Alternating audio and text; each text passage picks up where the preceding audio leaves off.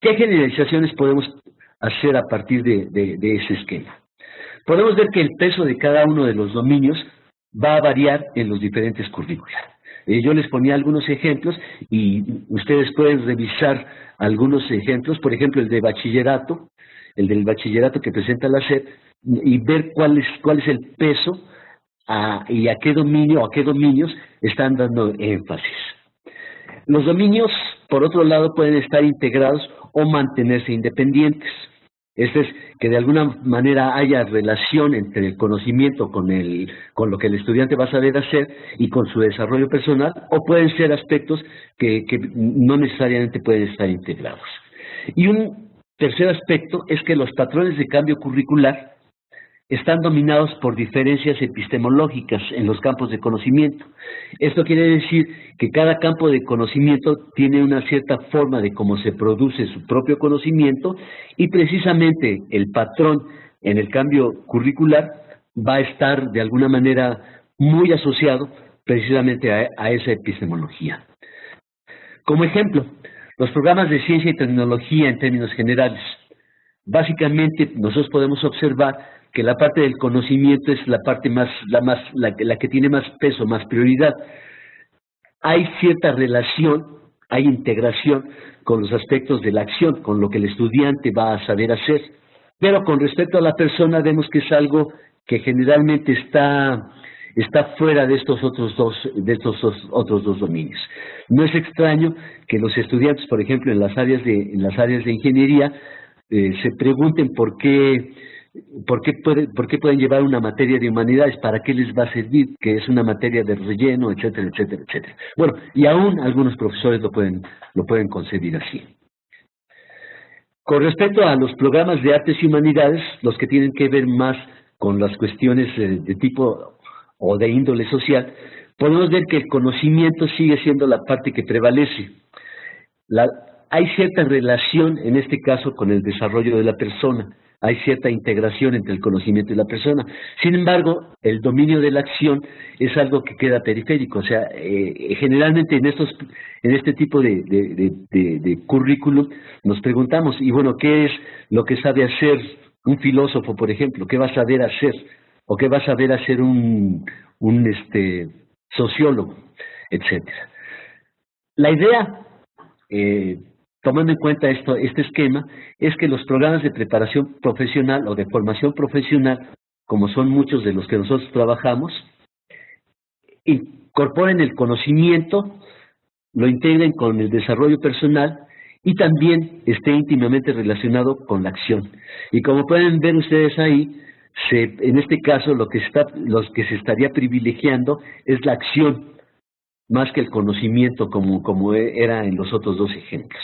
Digamos, esto ilustra un poco hacia dónde nosotros podríamos llevar lo que serían nuestros currícula en las diferentes carreras.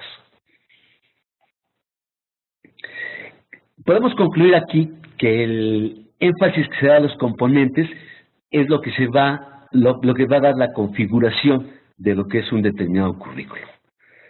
Muchos currícula carecen de balance en estos componentes.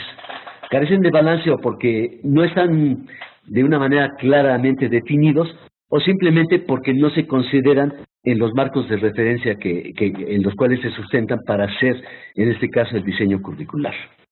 Se menciona que cuando el currículum es planeado, la gente que lo diseña, la gente que lo hace, obviamente tiene un enfoque sobre el currículum.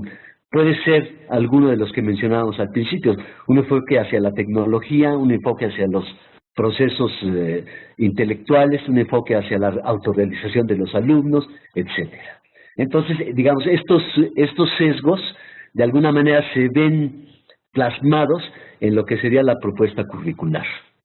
En términos generales, nosotros podemos ver que en los currícula en la educación profesional, sobre todo aquí en México, se da más énfasis al contenido.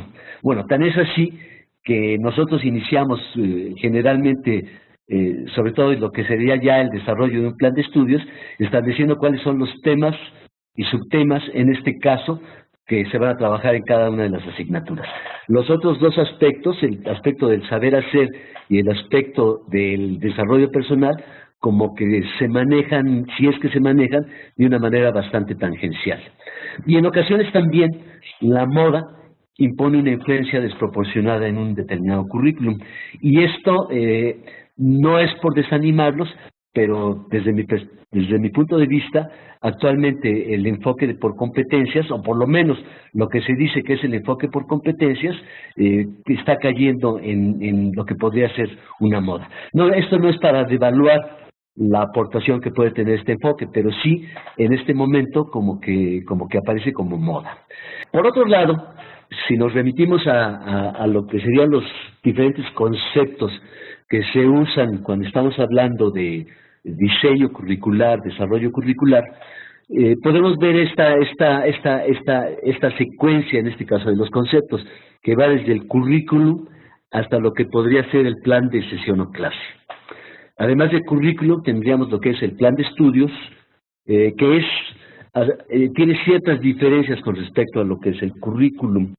En este caso, el currículum, como lo veíamos anteriormente, es todo lo que propone o plantea una institución educativa en función del desarrollo de ciertas competencias para los estudiantes.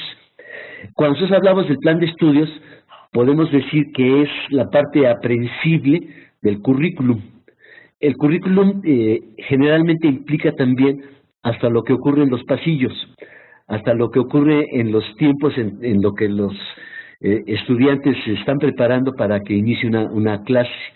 Si hay cafetería dentro de la escuela, también lo que ocurre en la cafetería es parte del currículum.